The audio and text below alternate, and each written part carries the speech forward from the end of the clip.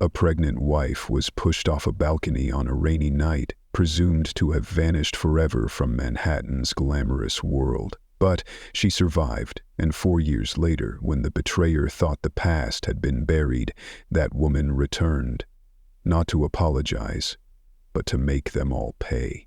On the 48th floor of a luxurious glass skyscraper in the heart of Manhattan, where the city lights never dim, Claire Whitmore lived a life that many women could only dream of with their eyes closed.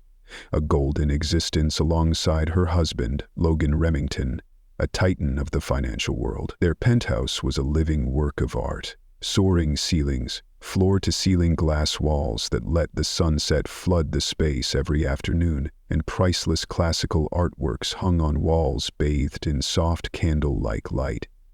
Every corner bore Claire's touch.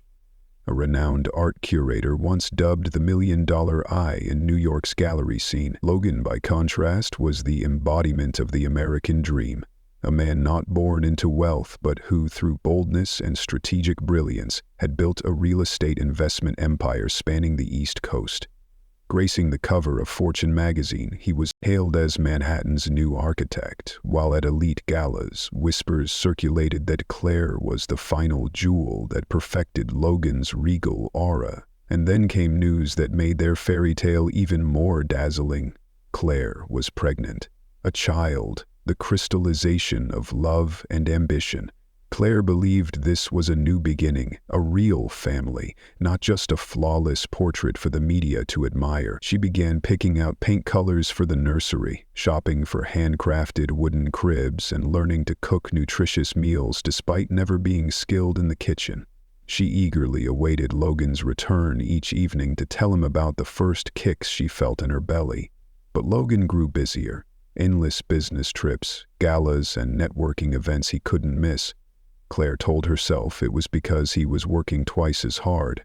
For their child, she still believed in him, for Logan had never given her reason to doubt. He still brought her flowers, still wrapped his arms around her from behind each morning, whispering, "I'll be an amazing father." And so, Claire brushed aside the lonely nights spent alone on the plush sofa.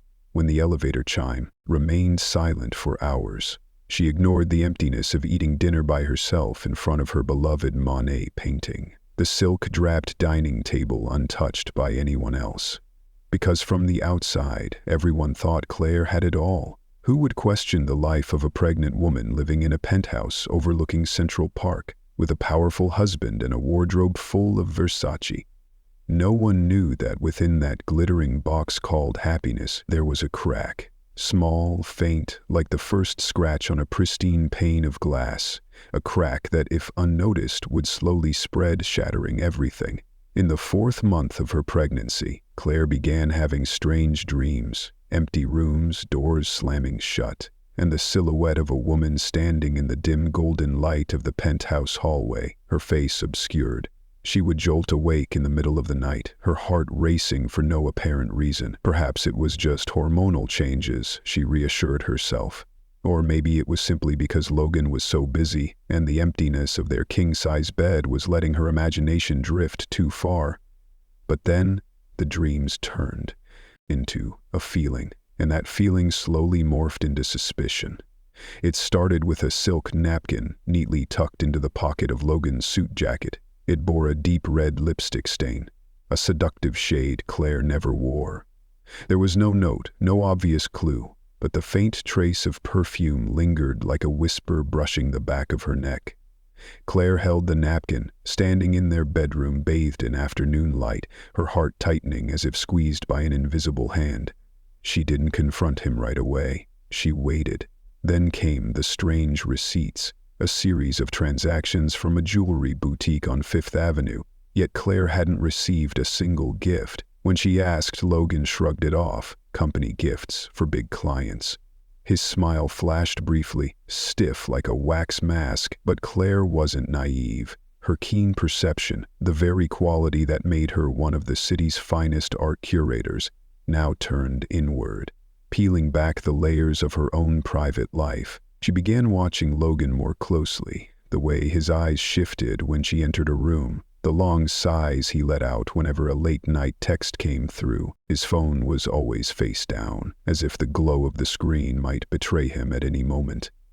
Then one day, Claire walked into Logan's office earlier than usual and caught him ending a call in a tone so tender it felt foreign, sweeter than he'd ever spoken to her. When she asked who it was, Logan brushed it off with an Italian partner before quickly changing the subject. That partner had a woman's voice. A name started surfacing in the hushed conversations Claire overheard among their elite circle of friends: Sienna Moretti. A name that rang with the cadence of Southern Europe, accompanied by vague rumors like, "She's climbing fast," and "new to the scene but already cozy with some finance bigwigs." Claire had never met Sienna, but she began to feel it clearly, a shadow creeping into her life, smoothly, like a low note in a lilting melody, suddenly dragging everything down. She didn't tell anyone. She only wept quietly each night, her hand gently stroking her pregnant belly, whispering to the unborn child as if in prayer, "We're still okay, little one. Mommy will hold this family together, no matter what." But when a woman starts telling herself everything's still okay, it's often the clearest sign that everything is falling apart. That night, Manhattan was drenched in a sudden summer rain. Lightning streaked across the glass windows as if trying to tear the sky apart, illuminating every corner of the penthouse Claire once called home. But that night, it felt cold and hollow, like a gilded morgue. She sat alone in the living room, her slightly swollen feet propped up on an ash-gray velvet armchair. The bedside lamp was dimmed, its faint light shimmering on the wooden floor like unformed tears. In her palm she clutched a gold bracelet, the only gift Logan had given her last month, unaccompanied by a note or any trace of emotion. The text she'd sent Logan that afternoon still sat unread. She'd grown used to it, but tonight her heart tightened with every passing minute. Nearly 10 p.m. Then a soft ding echoed from the private elevator.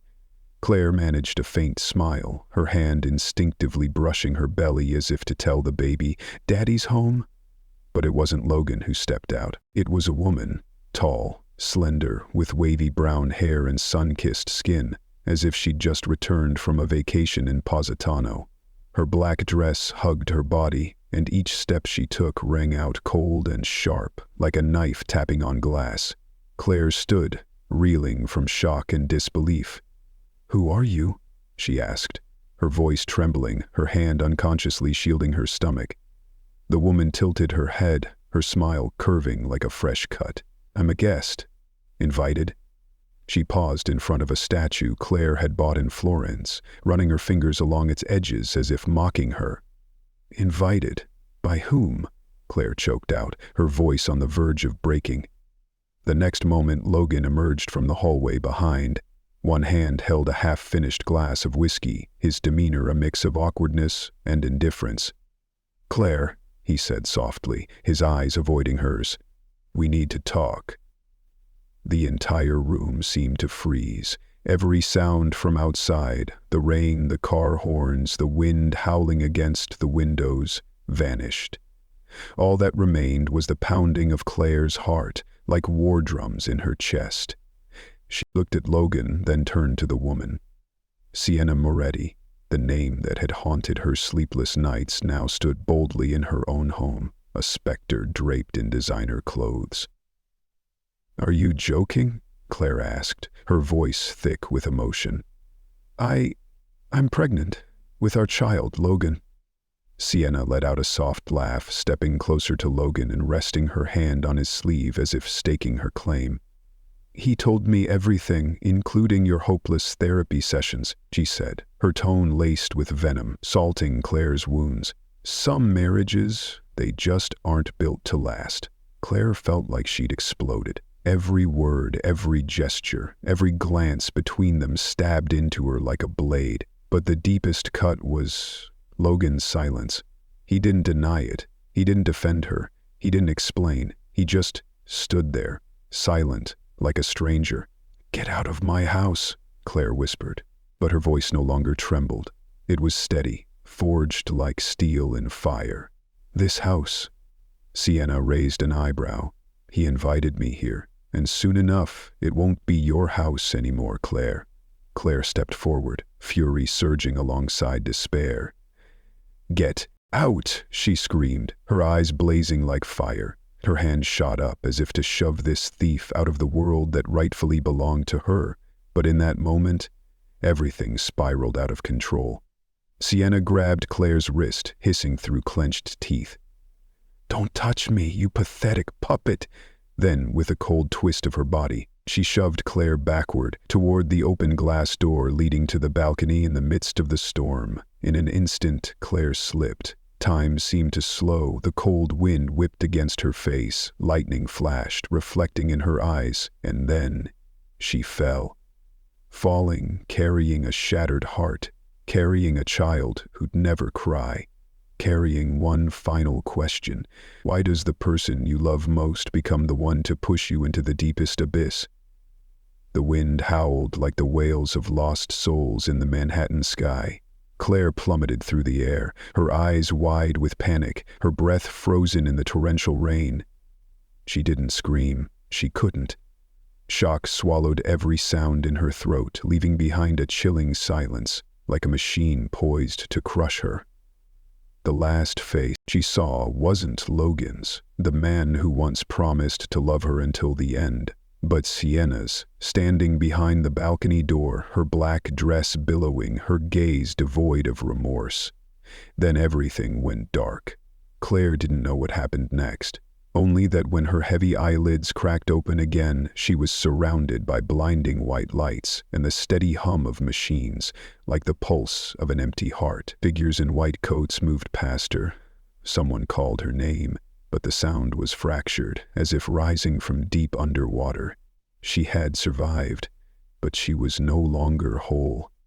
The doctors called it a miracle. Claire had fallen from the 48th floor, crashing into 2 lower balconies before her body landed on a technical awning. A straight drop would have killed her instantly. Instead, she lived, with a shattered spine, 3 broken ribs, a punctured lung, and severe traumatic brain injury. Worse still, the warm, round belly she once carried was now flat. The baby didn't make it. She didn't need anyone to tell her. The nurse's averted gaze as she changed Claire's bandages, a fog of avoidance cloaking the truth, was enough. Claire rested her hand on her stomach, her eyes hollow, an emptiness, silence, colder than that rainy night. Logan showed up at the hospital on the 3rd day, dressed in a dark suit, his face ashen. Sienna wasn't with him. The public was starting to buzz. They couldn't afford to be seen together now. Claire lay motionless in the ICU, bandages wrapped around her head, her arm in a cast, her half-open eyes clouded. Logan looked at his wife, his lips trembling, not from love, but from fear. Fear of the life she still carried, a life that could now become an accusation. He muttered an apology, his voice slick like he was reading a press release. Then he left. And he didn't come back. In the weeks that followed, the outside world reeled from the scandal. Millionaire Logan Remington's wife suffers accident at penthouse in stormy night. The headlines blared. Some speculated suicide, others hinted at family strife. A few tabloids sniffed out a third party, but no one dared name Sienna outright. She'd vanished from the public eye, retreating into the shadows to preserve her image. Logan stayed silent. His lawyers issued a statement: an unfortunate accident. Claire is recovering. The family asks for privacy. Privacy? Claire lay alone in her hospital room, her body numb from the waist down, her speech halting from brain damage, her heart torn to shreds. No family, no child, no husband. The doctors said recovery would take a long time, if it was even possible. She'd need to move to a long-term physical therapy center in Connecticut. Claire didn't react. She was a breathing shell, stripped of her soul. Only a blurry ultrasound photo tucked in the bedside drawer could still draw tears from her. One night, a young nurse, Jenna, stayed by Claire's bed after her shift. She took Claire's hand and said softly, "You didn't just survive, you know. You're alive. for something. Jenna wasn't a therapist. She didn't use fancy words or promise miracles, but her words were like a tiny seed falling into the abyss of despair. Claire turned her head slowly. For the first time, a faint spark flickered in her eyes. Outside the rehab center's window, the maple trees were sprouting new leaves. Spring crept in quietly, as if signaling something stirring from the ashes. Claire didn't know what the future held, but she knew one thing. She had fallen from the highest height. She had lost the most precious thing, and she was still breathing. From that moment, she silently vowed, if I'm still alive, then the one who pushed me down, they will pay. There were mornings when Claire opened her eyes and no longer knew where she was. All she saw was a white ceiling, the sharp smell of disinfectant, and the steady beep of the heart monitor. Like a reminder, you're still alive, whether you want to be or not. She had been transferred to Hopewell Rehabilitation Center, a discreet facility in the Connecticut suburbs, a place for survivors of accidents who had lost a part of themselves. For Claire, it wasn't just her legs she'd lost. It was her past, her family, the child who never got to open its eyes and see its mother. Each day she sat silently in her wheelchair, her gaze fixed on the glass window overlooking the sunlit garden. The maple tree on the porch shed its leaves one by one, like fragments of her life falling away. She didn't cry anymore. That phase had passed. Now there was only stillness, and a smoldering fire. One day, someone sent Claire an unmarked envelope. Inside was an old newspaper clipping, a photo of Logan and Sienna at a charity fundraiser, hand in hand, their smiles reaching every camera lens. Below it, the caption read, "The golden couple of the investment world, Logan Remington and his new partner, Sienna Moretti." Claire gripped the paper in her hands, not out of anger, but from something rougher, more solid, awakening. They had erased her from the picture as if she'd never existed. They lived, laughed, and thrived while she relearned how to wiggle her toes. No, she wouldn't let her story end here. Claire began attending physical therapy sessions with a determination that stunned even the nurses. The pained groans in the closed room, the falls, the helpless tears mid-step on the railed walkway. She swallowed them all with clenched jaws. She learned to stand with crutches, to take short steps with a walker, to write her name with her left hand because her right was too damaged. She learned to breathe without sobbing.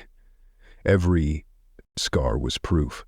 Every movement was defiance. And then one spring morning, as the cherry blossoms in the courtyard began to bloom, Tessa Blake appeared. Tessa, Claire's old best friend, an interior designer who had once helped her pick out curtains for the penthouse, who had promised to be there whenever Claire needed her. They'd lost touch after the accident, not because Tessa hadn't tried, but because Logan had built a wall of rumors and lawyers. And today Tessa had found a way through it. Claire saw her friend from a distance, the linen dress fluttering lightly in the breeze, the stunned look in her eyes as she took in the woman who had once been a symbol of elegance and strength, now gaunt, leaning on crutches, but with eyes blazing, no longer those of someone defeated. You're still alive," Tessa choked out. Claire smiled, not brightly, but deeply.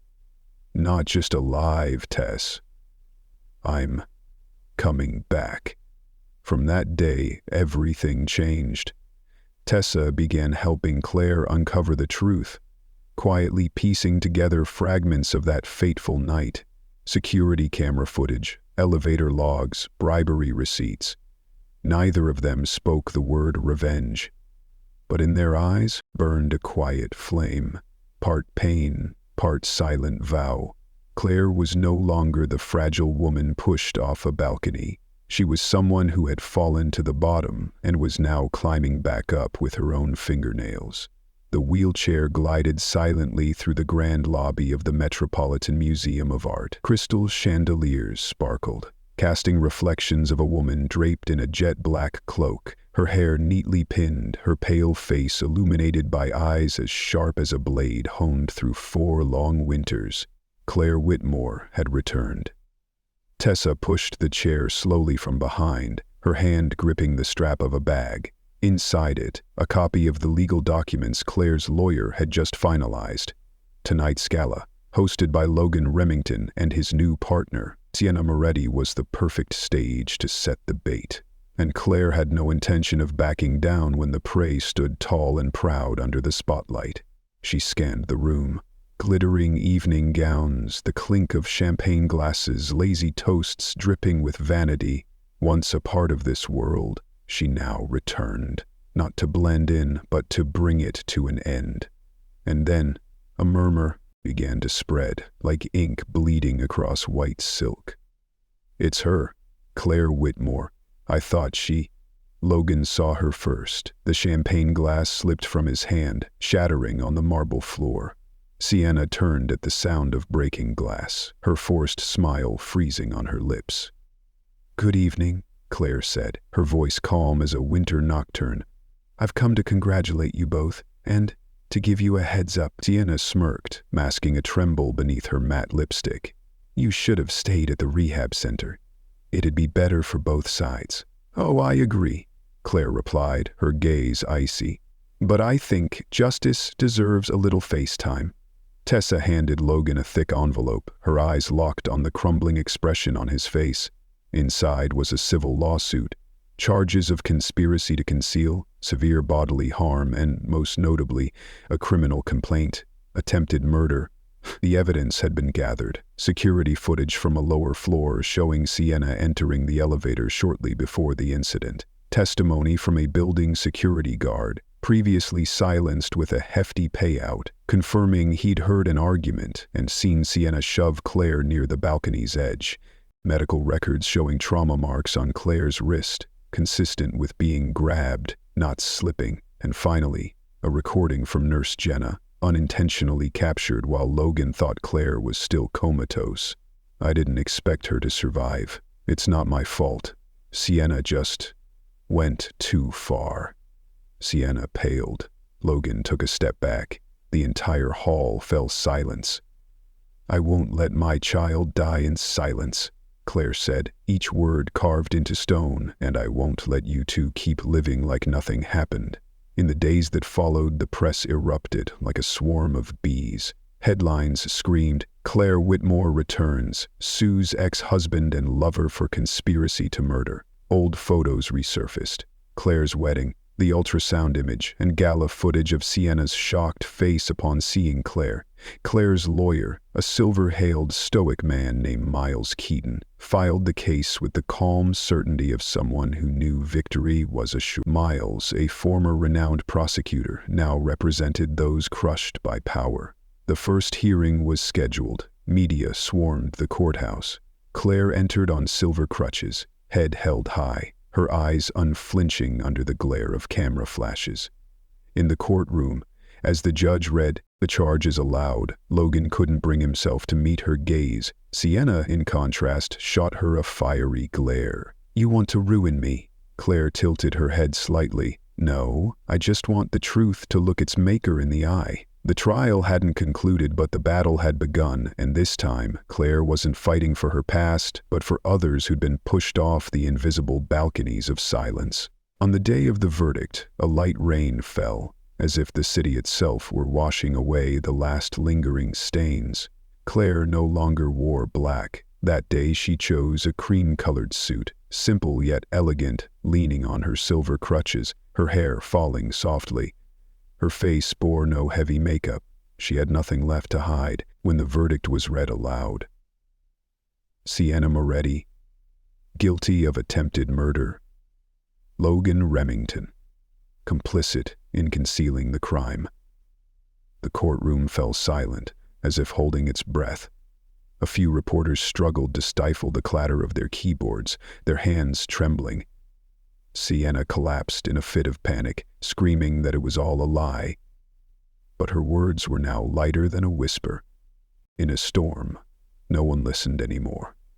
Logan said nothing. He only bowed his head, his back hunched like an old man's, the eyes that once blazed with power now hollow, like the shed skin of a snake.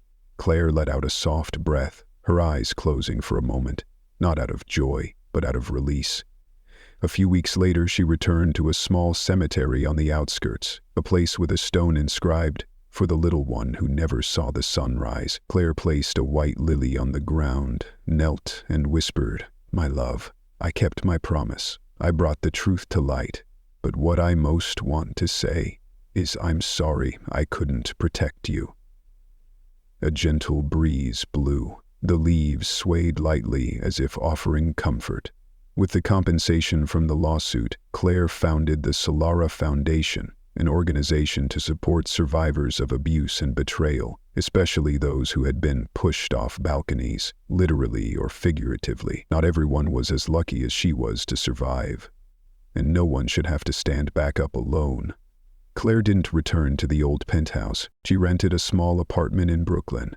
Rough brick walls, round windows overlooking a park. In the early mornings, she'd walk with her crutches through the tree-lined streets, stop at the corner cafe and smile at strangers.